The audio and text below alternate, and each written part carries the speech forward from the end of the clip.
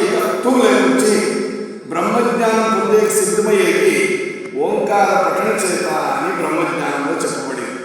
కాబట్టి ఆ ఊ మా దిగువ శరీరము, మధ్య శరీరము, పైన శరీరము ఒకటయ్యేదానికి పవిత్రమైన ఓంకార శబ్దం ఉంది. 3 సార్లు శ్రద్ధగా భక్తిగా ఇంకో 40 నిమిషాలు చెప్పుకొని ఏమో అంత కౌలకు పెడతారు, తినేసి పెడదాం. ప్రారంభిస్తారు.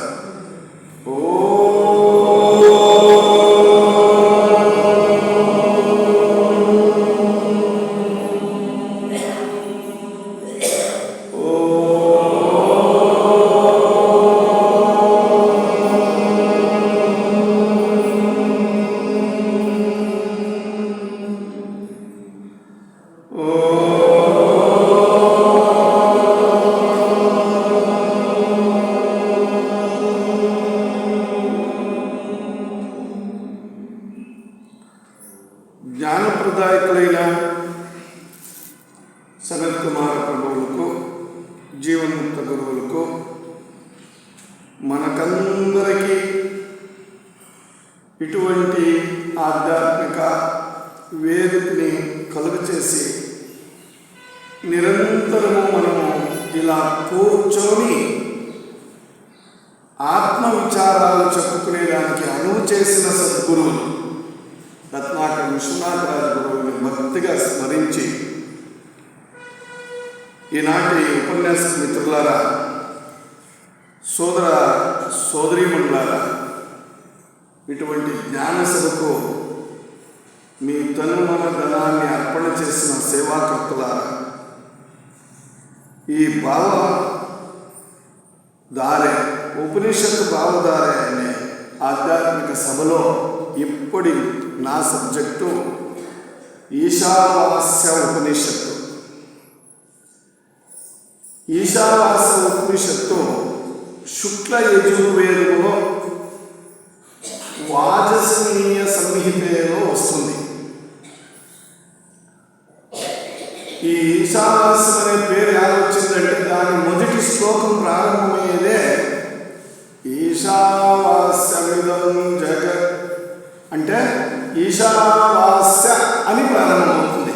కాబట్టి ఈ ప్రపంచమంతా ఇందులోనే ఉండేది. ఆ మొదటి పదమునే ఆ ఉపనిషత్తుకి పేరు పెట్టింటారు. కాబట్టి ఈ ఉపనిషత్తుకి ఈశావాస్య ఉపనిషత్తు అని పేరు వచ్చింది. అప్పుడే పెద్దోళ్ళు చెప్తా ఉంటాయి, బృహదారణ్యక ఉపనిషత్తు అంటే పెద్ద ఉపనిషత్తు, కఠోపనిషత్తు, చాందోగ్య ఉపనిషత్తు కొంచెం కఠినమైన ఉపనిషత్తులు. అన్నీ ఆత్మవిచారమే, కానీ కొన్నింటిలో కొన్ని రీతిగా ఉంటుంది. ఈ ఈశావాస్య ఉపనిషత్తులో చాలా చిన్న పుస్తకము దొరుకుతుంది మీకు, ఈశావాస్య ఉపనిషత్తుని. కానీ దాంట్లో ఉండేది 18 శ్లోకాలు. 18 శ్లోకాలు కాదు, 1వ శ్లోకం అర్థమైతే జన్మ తెరుస్తుంది, జన్మాలు తక్కువైపోతాయి, పునర్జన్మ. 1వ శ్లోకం అంతటి మహత్తరమైన ఉపనిషత్తు ఈశావాస్య ఉపనిషత్తు. 18 శ్లోకాలు నీకు అర్థమవుతాయో లేదో పక్కన పెట్టేసి 1వ శ్లోకముని అర్థం చేసుకొని అనుష్ఠానం చేస్తారు. అట్లు నడుచుకుంటే ఈ జీవితం తెలుస్తుంది. అటువంటి మహత్తరమైన ఉపనిషత్తు ఈశావాస్య ఉపనిషత్తు. విశ్వనాథరాజు గారి స్థూలదేహంలో ఉండేటప్పుడు భగవద్గీతలో సాధనకు ఈ 2వ అధ్యాయం వస్తుంది కదా, సాంఖ్యయోగం అనేది 1 సాలప. దాంట్లో 10 శ్లోకాలు స్లాలప, దశశ్లోకి గీత. అందులో 1 శ్లోకం సార్లు, 1 శ్లోకంలో 1 వాక్యం సార్లు, 1 వాక్యంలో 1 పదం సార్లు చెప్తా ఉంటాయి. మన్మనాభవ మద్భక్తో మధ్యాజీ మాం నమస్కురు. ఏమీ లేదంటే నాకు నమస్కారమే, యోగక్షేమం మహామ్యహం, నీ యోగక్షేమాన్ని జన్మజన్మాలకి నేను చూసుకుంటాను అంటాడు భగవంతుడు. అలా భగవంతునికి తల వంచి బతికే బ్రతుకుంది కదా, అది పెద్దది, అదే మంచిది, అదే శాశ్వతము, శ్రేష్టము, శ్రేయస్సు. అటువంటి గహనం ఎలా అలా గీతలో చెప్పినో అలా ఈ ఉపనిషత్తుల్లో ఏ ఉపనిషత్తు అర్థం కాకుండా ఈశావాస్య ఉపనిషత్తు, చిన్న ఉపనిషత్తు, 18 శ్లోకాలు ఉన్నాయి. అడబిడ్లో గీత, లలితా సహస్రనామం, విష్ణు సహస్రనామం, గాయత్రి మంత్రము ఏమేమో కంఠపాఠం చేసుకుంటారు. మంచిది, దాన్ని ఇంకా 2 రీతులుగా మనకు ఉపయోగమవుతుంది. వాతావరణం శుద్ధిపడుతుంది. ఒకవేళ వాళ్ళు సాధన చేస్తే దాంట్లోనే మహత్తరమైన మేల్ముఖ సాధనలు చేయవచ్చు. కానీ మరి ఊరికే చెప్పుకుంటే అది ఏమి కాలం కడుపట్టుకు బాగుంటుంది అంతే. అలా ఈ ఈశావాస్య ఉపనిషత్తులో 1వ శ్లోకము బాగా చదువుకొని రీడ్ బిట్వీన్ ది లైన్స్ అంటారు ఇంగ్లీష్లో. ఒక్కొక్క అక్షరం, ఒక్కొక్క పదం అర్థం చేసుకుని దాన్ని జీవితంలోని ప్రతి ఘట్టంలోనూ మనము నడుచుకుంటే, అనుష్ఠానం చేస్తే జీవనం పావనమవుతుంది. కాబట్టి ఆ చిన్న ఉపనిషత్తు ఉంది కదా, ఆ ఈశావాస్య ఉపనిషత్తు, అది చాలా గొప్పది, ముఖ్యమైనది, గహనమైనది. బ్రహ్మజ్ఞానం సారమంతా, బ్రహ్మజ్ఞానం, బ్రహ్మ విద్య, ఆత్మవిద్య సారమంతా ఉపనిషత్తులో ఉంది. అందులో మొదటి శ్లోకంలోనే ఉంది. అందుకే రామకృష్ణ పరమ మఠమో స్వాములు అంటారు, మూర్తి చిక్కుదో కీర్తి దొడ్డదు. అదంతా దాంట్లోనే ఉంది. ఎందుకంటే ఆత్మవిచారం అంతా ఇమిడి ఉండే ఈశావాస్య ఉపనిషత్తు. ఇంకా సాధకులు ప్రపంచంలో ఏ ఆశ్రమం, తాతగారి ఆశ్రమం, బ్రహ్మయ్య గారి ఆశ్రమం, చిన్మయ ఆశ్రమం, ఇంకా ఎన్నెన్నో ఉన్నాయి కదా. ఆ ఆశ్రమంలో ఏ పుస్తకం లేకుండా ఈశావాస్య ఉపనిషత్తు అనేది ఒక చిన్న గ్రంథము, ఒక భగవద్గీత ఉండే ఉంటుంది. ఇందులో ముఖ్యం ఏమి దాంట్లో ఇచ్చిండేది అంటే జ్ఞానకాండ, కర్మకాండ. జ్ఞానకాండ, కర్మకాండ చెప్పేదానికి ఎన్నో ఉన్నాయి, గ్రంథాలు ఉన్నాయి, పురాణాలు ఉన్నాయి. గీతలో, యోగ వాసిష్టంలో వస్తుంది. కానీ ఈ ఉపనిషత్తు ఒక స్పెషాలిటీ, విశేషం ఏమిటంటే ఆ జ్ఞానముని, కర్మని సామరస్యం చేస్తుంది, సింప్లిఫై చేస్తుంది, అప్లికేషన్, సమన్వయం చేస్తుంది. ఆ శక్తి ఉంది విశ్వనాథరాజు గారికి. Western culture and eastern culture, ఆ రిలీజ్లో ఉన్న ఇక్కడ ఆ సంస్కృతిని, మన సంస్కృతిని, ఆ ధర్మ సమన్వయాన్ని సరళీకరణం చేసే శక్తి విశ్వనాథరాజు గారికి ఉండేది. ఆయనలో నేను అది కనుక్కోండి, ఇప్పట్లో దొరకలే ఎవరు ఇంకా.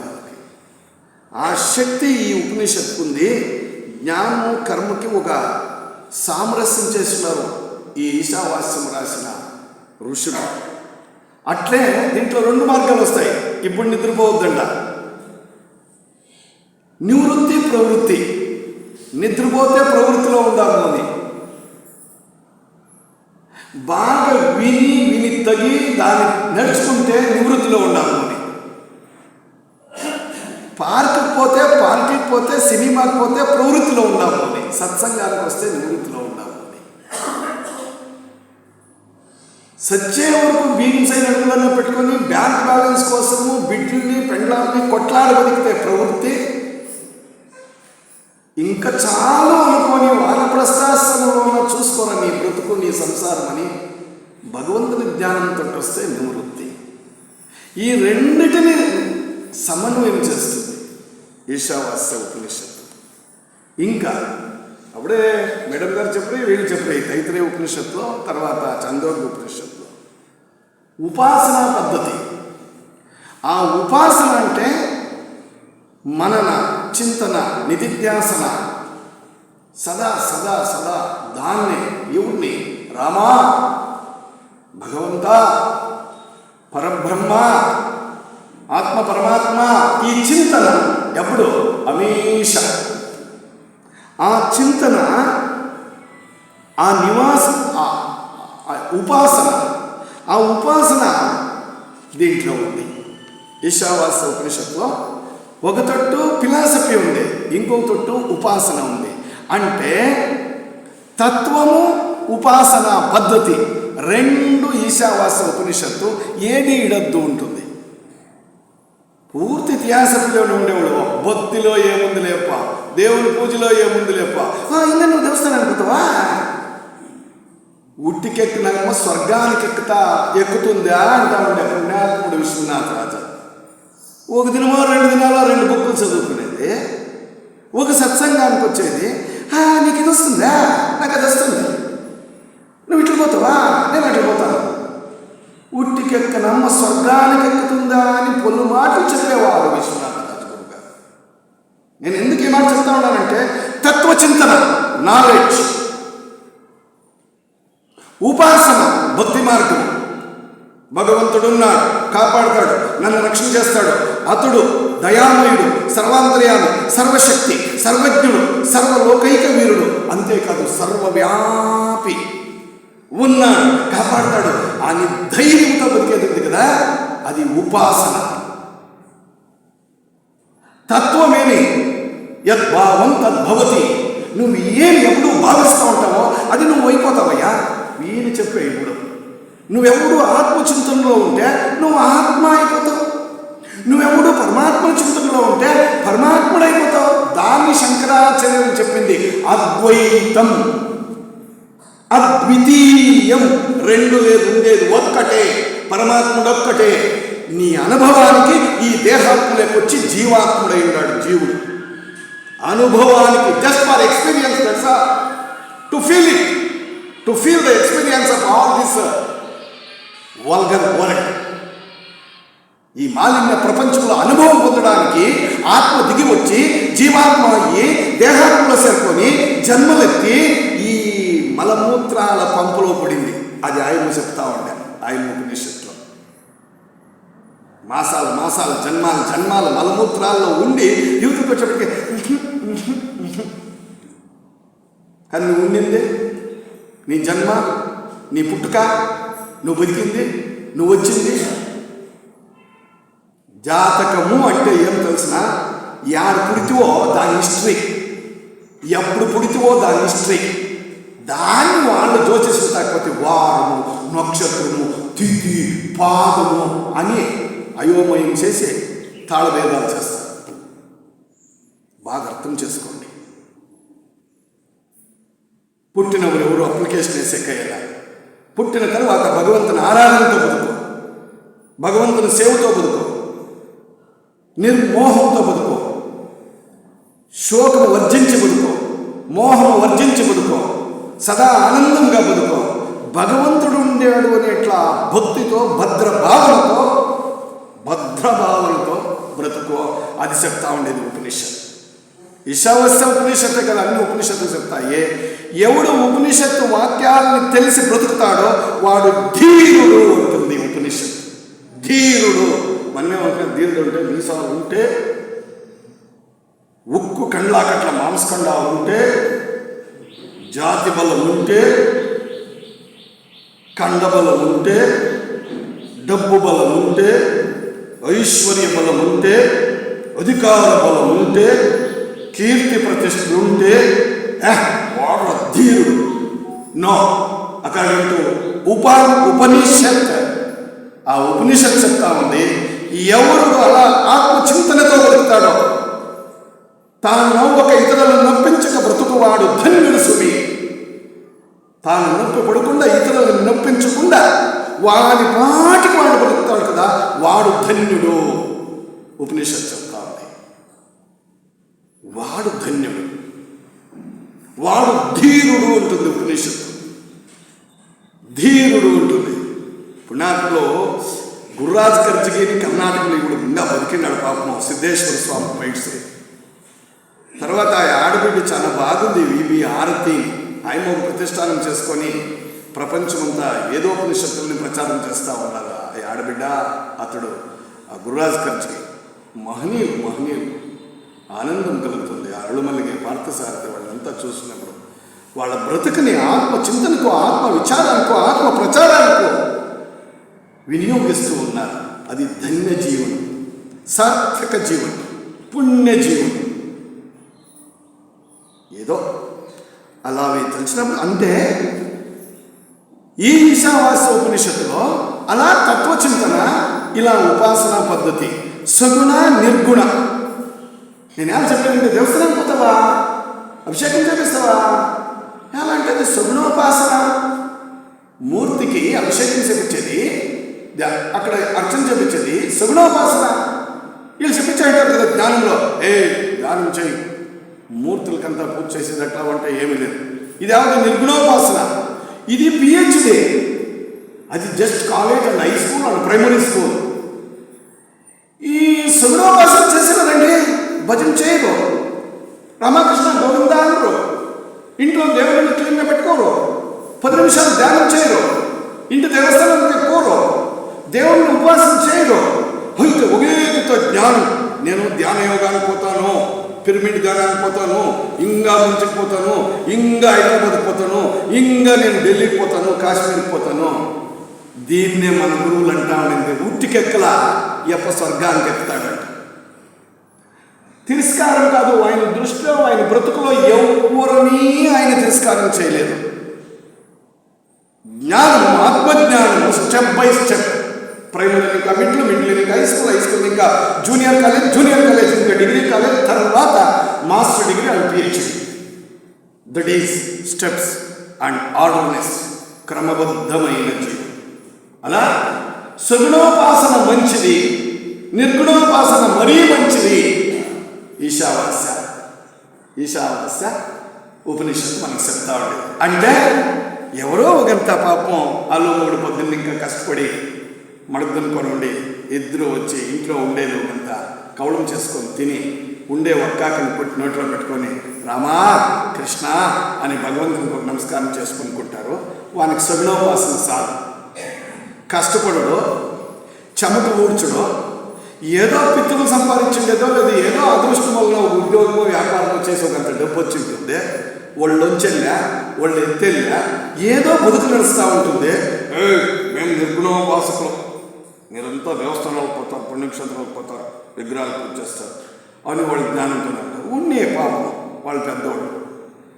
అది తప్పు లేదు, ఇది తప్పు లేదు. నువ్వు తప్పే అది యాదనేంటి చెప్తా ఉండేది ఏంటంటే అహంకారం పడేదే, వాళ్ళ తక్కువ నేను ఎక్కువ అనుకునేదే, ఇంకొకరితో తిరస్కారం చేసేదే, ఇంకొకరిని ఉపేక్ష చేసేదే,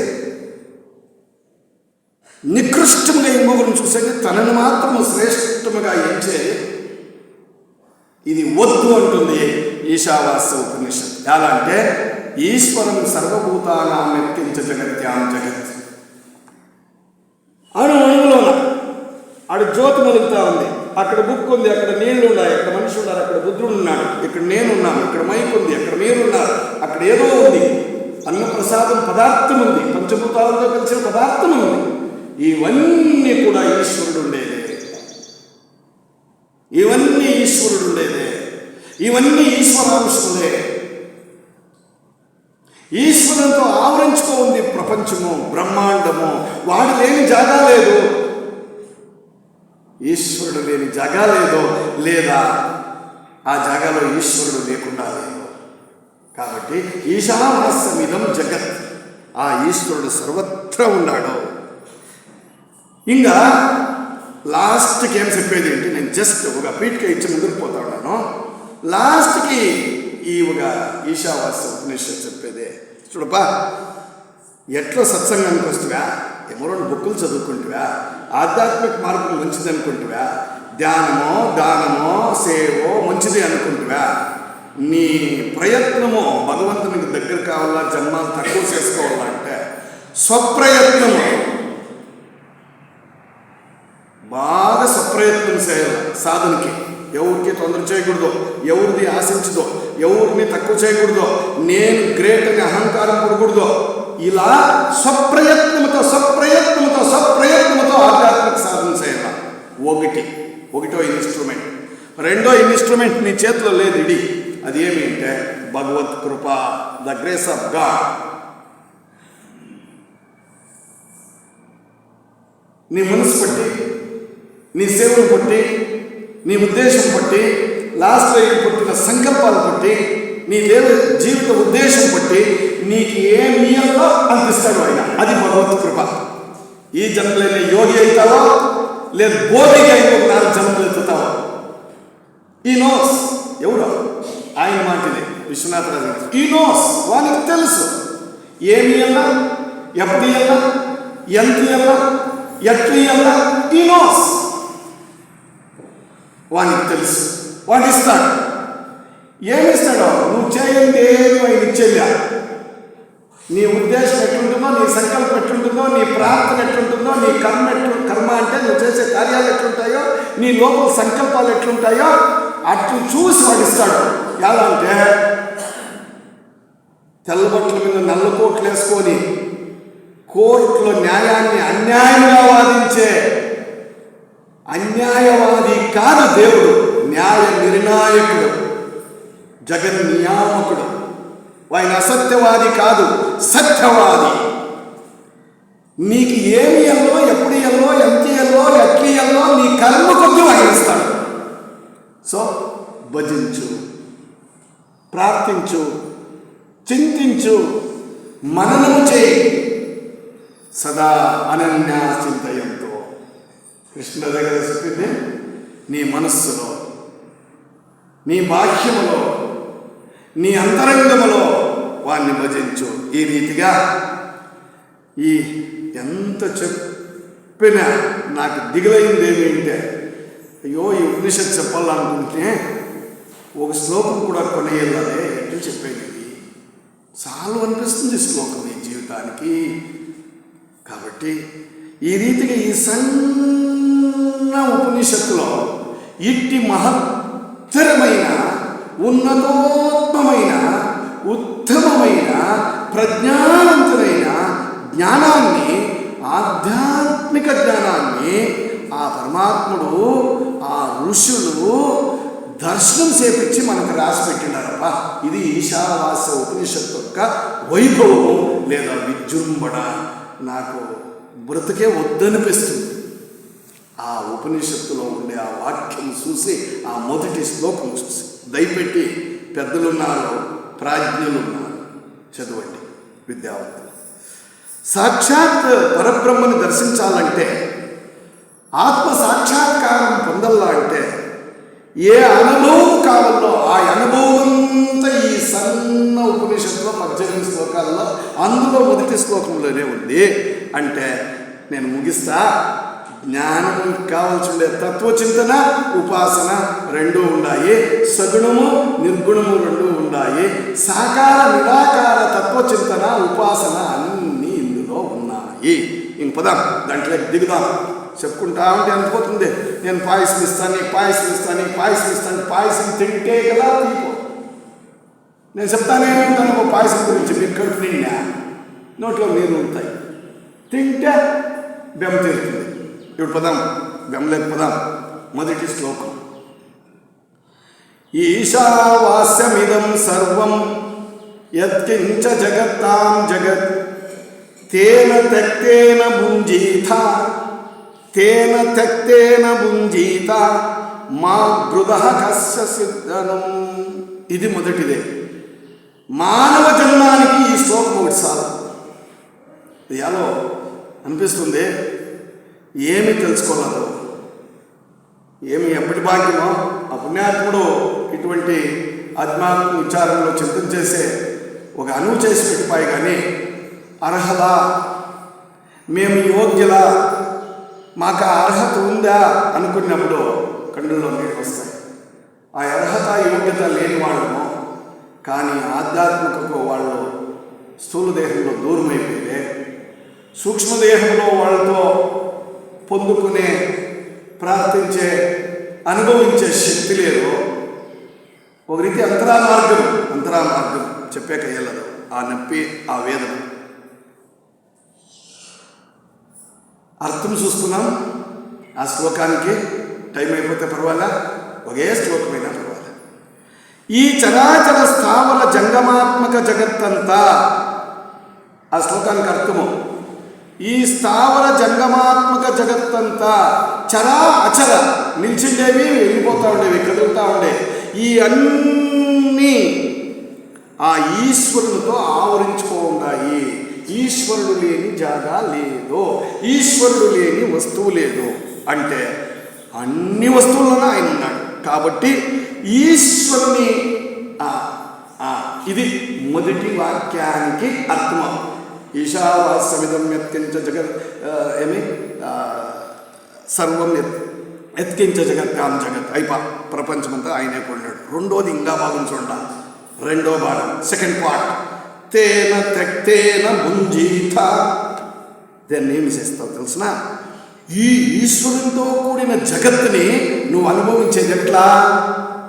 ఐశ్వర్యంతో కాదు, డబ్బుతో కాదు, వయసు మధుముతో కాదు, బ్రతుకుతో కాదు. ఈశ్వరునితో కూడిన ఈ జగత్తుని త్యాగము ద్వారా అనుభవించు. త్యాగము చేస్తే ఈ ప్రపంచాన్ని, ఈశ్వరుడు నిర్మించిన జగత్తుని అనుభవించవచ్చు, లేకంటే అనుభవించేయలేదు. దయపెట్టి సోదర సోదరి మండలారా, 20-30 నిమిషాల్లో నిలిపేస్తాము. బాగా అర్థం చేసుకోండి. త్యాగము చేస్తే ఈశ్వరుడు ఇచ్చిన జగత్తుని అనుభవించవచ్చు. ఇంక థర్డ్ పార్ట్, మూడో వాక్యం ఒకే శ్లోకంలో, మా బృధ కస్య సిద్ధనం. అంటే ప్రపంచమంతా ఈశ్వరునితో కూడింది, 1వ పదము. త్యాగం చేసే ద్వారా ఇటువంటి ఈశ్వరునితో కూడిన ప్రపంచాన్ని అనుభవించవచ్చు. రెండోది, మూడోది చెప్తాడో, మా కస్య సిద్ధనం.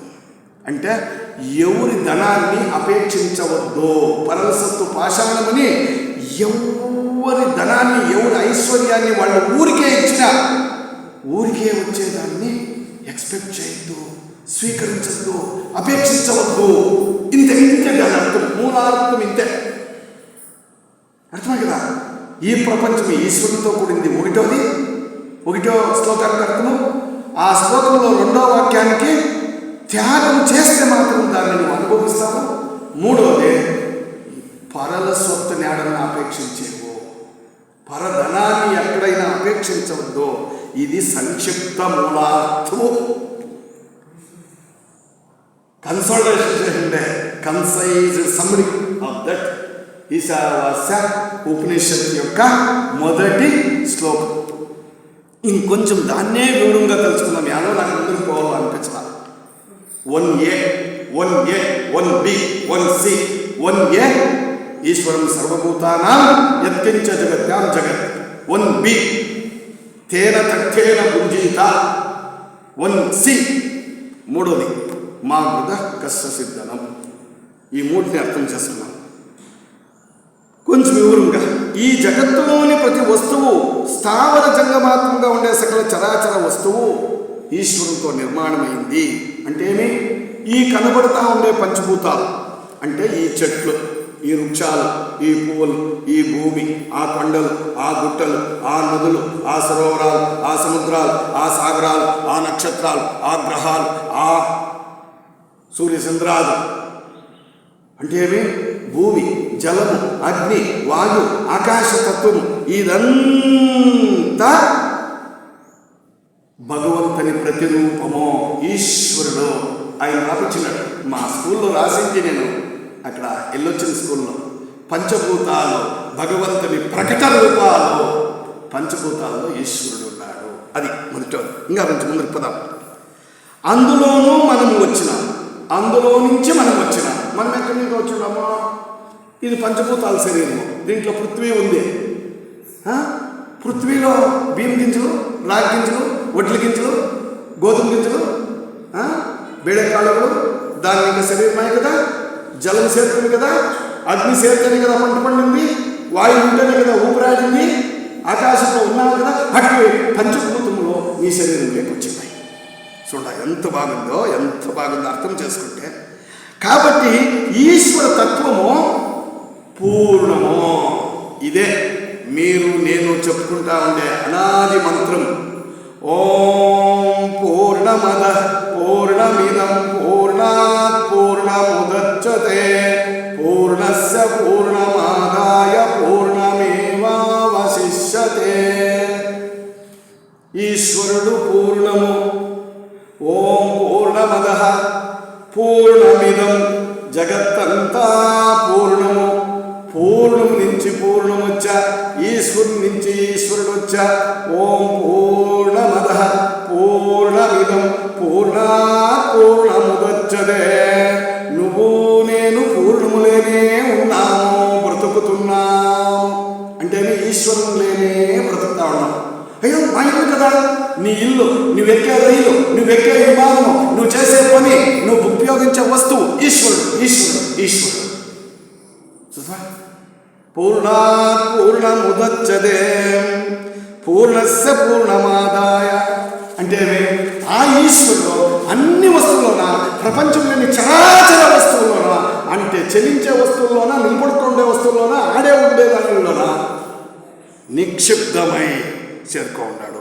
కాబట్టి ఈశ్వరుడు పూర్ణుడు. సకల జీవరాశుల్లో ఆయన చెప్పినట్లు ఓతప్రేతముగా చేరుకో ఉన్నాడు. ఇడిపించేకయ్యా అన్నిట్లోనూ ఆయనే చేరుకో ఉన్నాడు.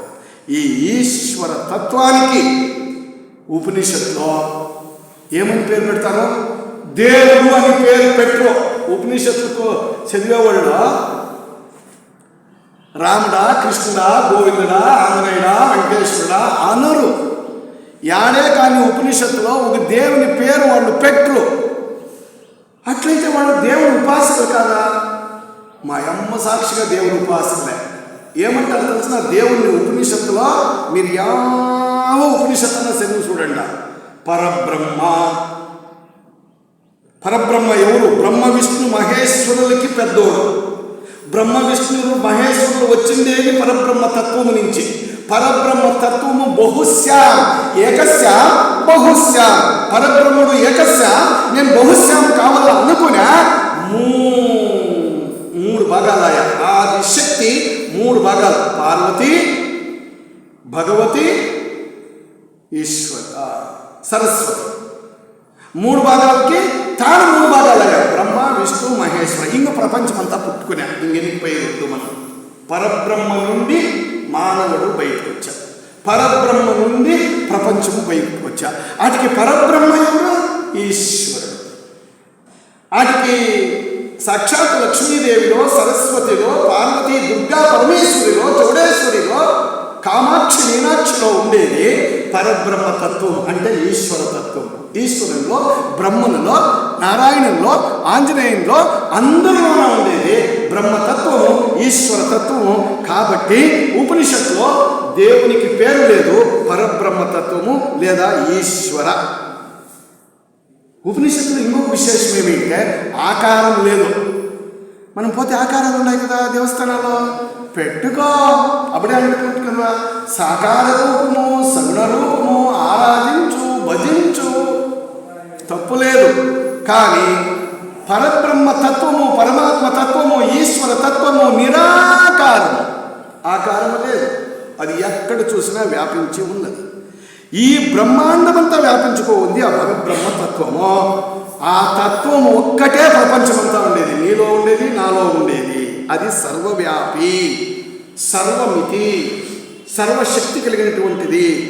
ఆ పూర్ణ వస్తువు పరబ్రహ్మ నుంచి వచ్చిండేది కనుక అది పూర్ణమే.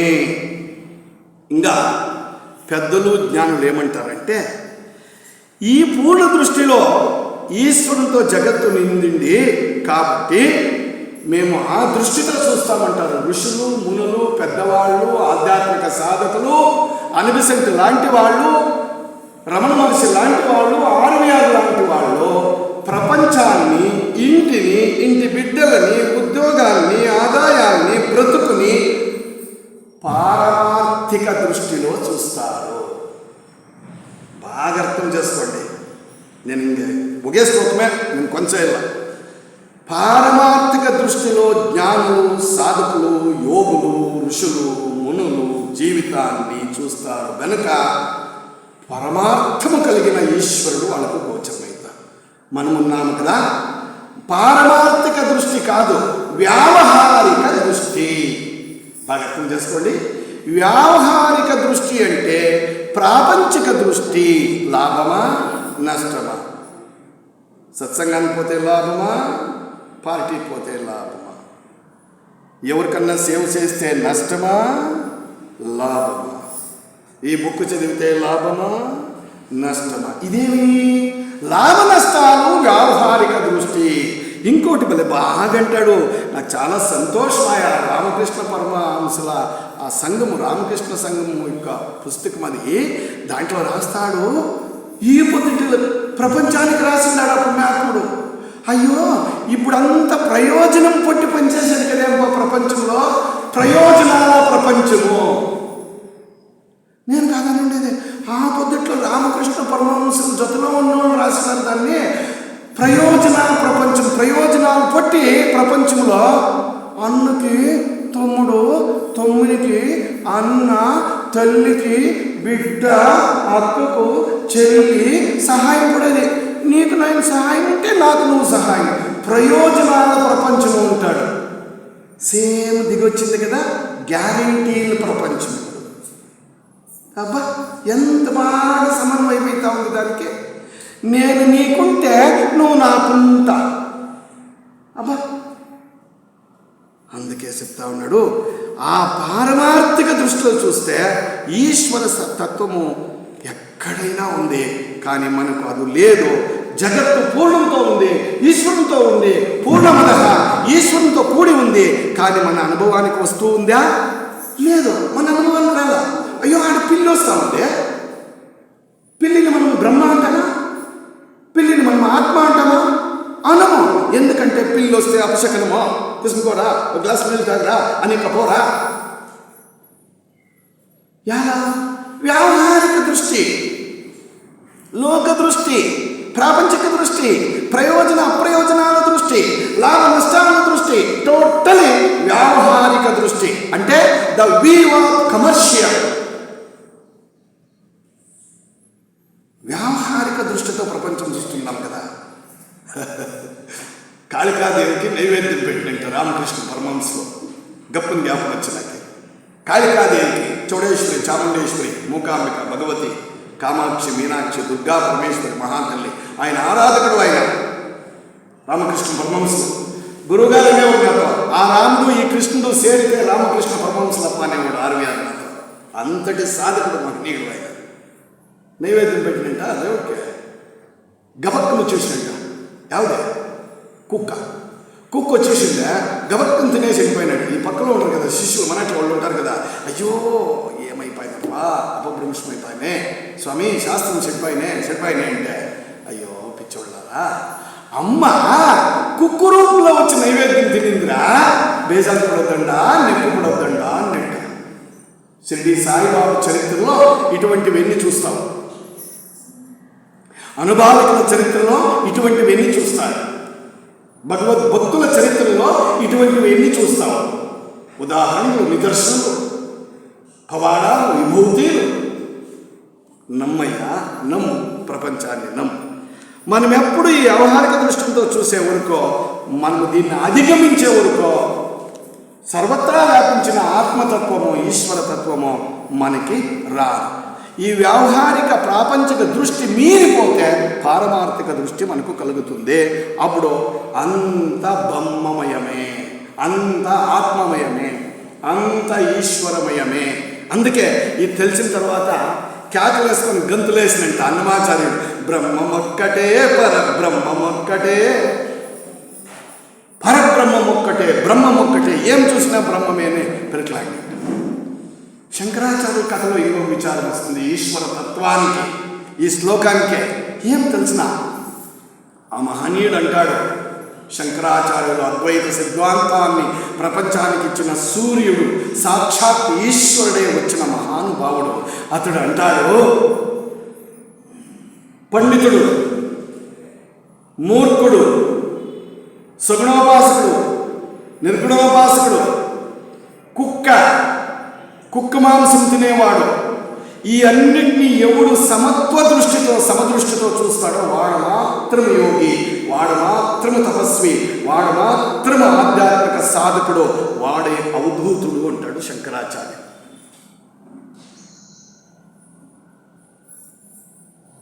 ఈశావాస్యమిదం యత్కించ జగత్యాం జగత్.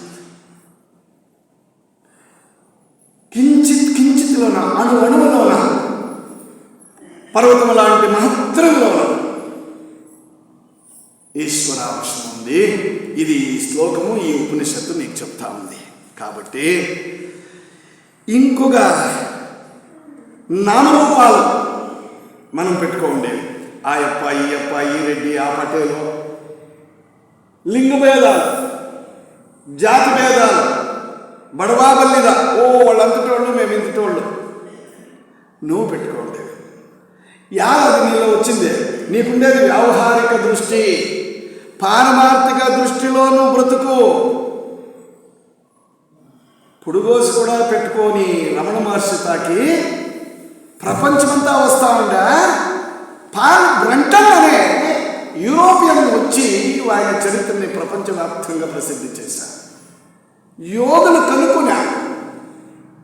కాబట్టి యోగ జీవనానికి, ఆధ్యాత్మిక జీవనానికి ఆడామగా తేడా కానీ వాడు శ్రీమంతుడు వీడు కానీ అనేది లేదు. ఆశ్రమాలకు పోయే ప్రైమ్ మినిస్టర్లు, చీఫ్ మినిస్టర్లు ఉన్నారు, అది వేరే విచారం. వీడండి, అందులో ఏమీ లేదు. కానీ ఈ ప్రపంచమంతా భగవంతుడు నిండి ఉన్నాడు, ఈశ్వరుడు. ఇంకో ఉదాహరణ చెప్తే, కొంతమంది మన ఆడబిడ్డలు ఉన్నారు, ఒక 25 మంది 20 మంది, వాళ్ళకి అర్థమవుతుంది బంగారం అంటే వాళ్ళకి ఇష్టం కదా. ఉదాహరణ ఇస్తారు ఆ ఉపనిషత్తులో.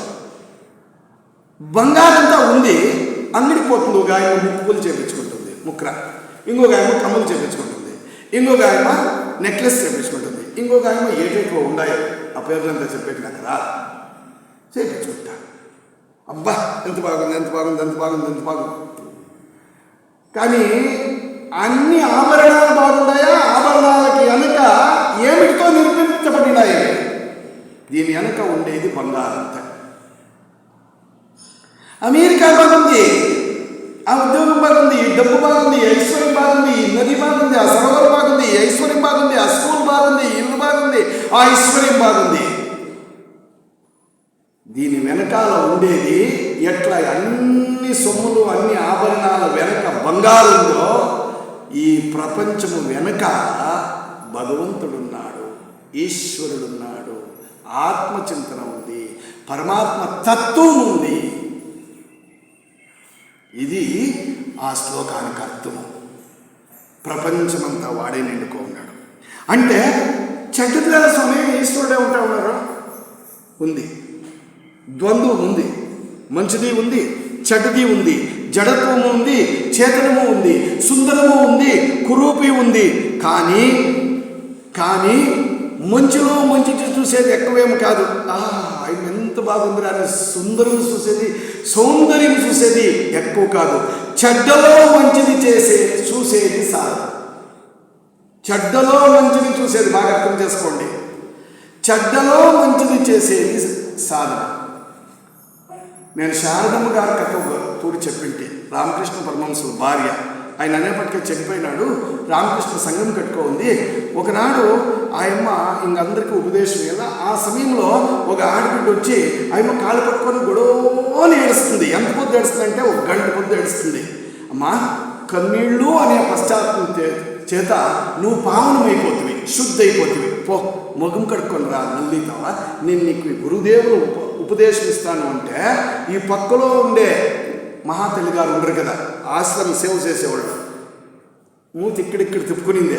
ఆడబిడ్డలు కోపం వచ్చినప్పుడు చూడాలా, వాళ్ళ రాగద్వేషాలు ఎట్లుంటాయి, వాళ్ళ శబ్దాలు చూడాలా, వాళ్ళ సౌండ్ చూడాలా, వాళ్ళ మూతి ముక్కు చూడాలా. అమ్మ మీరు కాదు, మీరంతా కొంచెం తెలుసుకోండి గురువులు విచారం. వీళ్ళంతా లేచి పైకి గంటూ ముట్టెత్తుకొని సంఖ్యలో పెట్టుకుంటే, శారదాదేవి ఎలమ్మాన నువ్వు ఇట్లా వాళ్ళకంతా దావు చెడ్డోళ్ళకి చెడ్డ వాళ్ళకి ఆశ్రమలో నువ్వు జాగా ఇస్తే మాకేముంటుంది, మేము చాలా చొక్కటంగా బతికిండాము అని పైకి లేసి గెటాలమ్మా. ఇప్పుడేనండి బాగుంది, ఏమ్మా నిద్రపోతూ తిరిగి ఇప్పుడేనండి, పోతే పోండా. అయ్యో ఏమో పోతే పొమ్మంటుందే, నెల వస్తాను ఇట్లా పొమ్మంటే. ఆయన చెప్పా మాట, ప్రపంచంలో రామకృష్ణ పరమహంసులు వచ్చేది, వివేకానందులు వచ్చేది, రమణ మహర్షి వచ్చేది, గురువులు వచ్చేది, సనత్ కుమార్లు వచ్చేది, అభిషేక్ వచ్చేది, ఆర్యాలు వచ్చేది, మంచోళ్ళని చేసే కాదు, కడుపు నిండే వాళ్ళకి ఇళ్ళకు భోజనం పెట్టే కాదు, తెలియని అజ్ఞానాలకి, అవిద్యలో ఉండేవాళ్ళకి, తొందరలో ఉండేవాళ్ళకి, నొప్పిలో ఉండేవాళ్ళకి, తెలుసో తెలియక కాలు జారిండేవాళ్ళకి చెయ్యూతిచ్చి వాళ్ళకి సాంత్వనం చెప్పి వాళ్ళకి మోటివేషన్ చేసి ప్రేరణ కలిగించి సన్మార్గంలో నడిపిస్తామని. అది మహనీయులు చేసింది విశ్వనాథ్ రాజు గారు.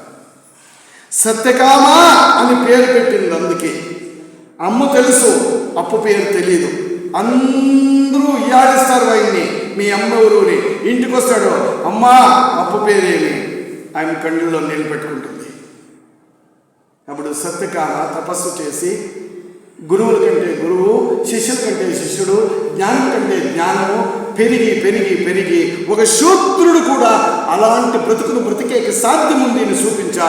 కాబట్టి పాపిష్టులు కానీ, పుణ్యాత్ములు కానీ, బీదవాళ్ళు కానీ, ఆడవారు కానీ, మగవారు కానీ, అజ్ఞానులు కానీ, జ్ఞానులు కానీ ఈ సభలో కూర్చొని జ్ఞాన విచారాలు తెలుసుకొని సాంత్వనమును పొంది సమాధానమును పొందినప్పా అని విశ్వనాథ్ రాజు గారు విశ్వవేది అనే సత్యకామ వేదికను మనకు కట్టించిపోయింది. మూర్ఖులు నాది నాది నాది అని కొట్లాడేదానికి కాదు. ఆక్రోషం వస్తుంది నాకు, పుడతా ఉండే నొప్పులకి. గురువుని అర్థం చేసుకున్నామా? ఈశ్వరుడు సర్వభూతాల్లో ఉన్నాడు అనేది మనకేమన్నా అనుభవానికి వస్తా ఉందా? ఈ ఎరుకకి వస్తా ఉందా? ఏదో బ్రతుకు, ఎలానో బ్రతుకు. అందుకే ఈ ద్వంద్వాలతో, సుఖ దుఃఖాలతో, రాగద్వేషాలతో మనము ఉండాలి గనుక మనకి ఆందోళన, అలజడి, ఆవేదన, మనలో అనుమానాలు. నన్ను చూస్తే నీకు అనుమానం, నిన్ను చూస్తే నాకు అనుమానం. ఇది అప్పుడప్పుడు నాకు చాలా కదిలిచ్చే విషయం. రాగద్వేషాలు, ఒకరిలో ఒకరికి అనుమానం. ఆ పుణ్యాత్మునికి ఇష్టమైన విచారం ఒకటి ఉండే, హార్మోని. అయ్యో అది ఇంగ్లీష్ అప్ప, కన్నడంలో చెప్తాను, దిగుపడద్దు, తెలుగులోనే చెప్తాను. ಹೊಂದಾಣಿಕೆ కన్నడದಲ್ಲಿ, తెలుగులో పొందుకొని గురువుల కార్యము నలుగుతా చేసేది. మొదలు పెట్టుకొని నా కర్మ నేను చేస్తాను